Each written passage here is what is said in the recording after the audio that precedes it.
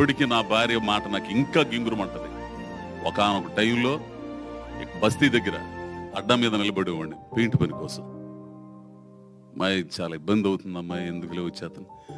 ఏందయ్యా నువ్వు అసలు పోకుండానే ఉండాలి, పొయ్యావు తేల్చుకొనిరా, నేనుండా ఇక్కడ పిల్లకాయలను చూసుకుంటా, నువ్వు వచ్చేస్తావు ఇక్కడ ఏదో పని చూసుకుంటావు. అడిగే వాళ్ళందరికీ నేనే సమాధానం చెప్పాలా? అటువంటి మనుషులు కావాలా? ఇప్పుడు చీకటి గురించి చూస్తేనే మనకు వెలుతురు విలువ తెలుస్తుంది. ఇది ఈరోజు నేను అందుకే చాలా గొప్ప వాళ్ళందరూ అన్న మాట అది. So unless and until you go down you will not understand the importance of coming up. For every action there is an equal and opposite reaction. So the faster you go down, అంత ఎనర్జీతో you come up. So whenever you lose, you have to know that you will win immediately again. కొంచెం time పట్టొచ్చు. It could be the next day or it could be a few next year. It will just take time.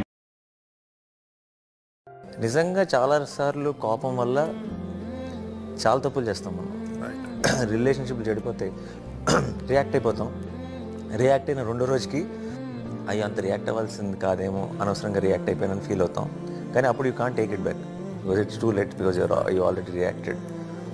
So నిజంగా అప్పుడు ఆపుకోగలిగితే actually నిజమైన కోపం ఏంటో తెలిసే chance ఉంది.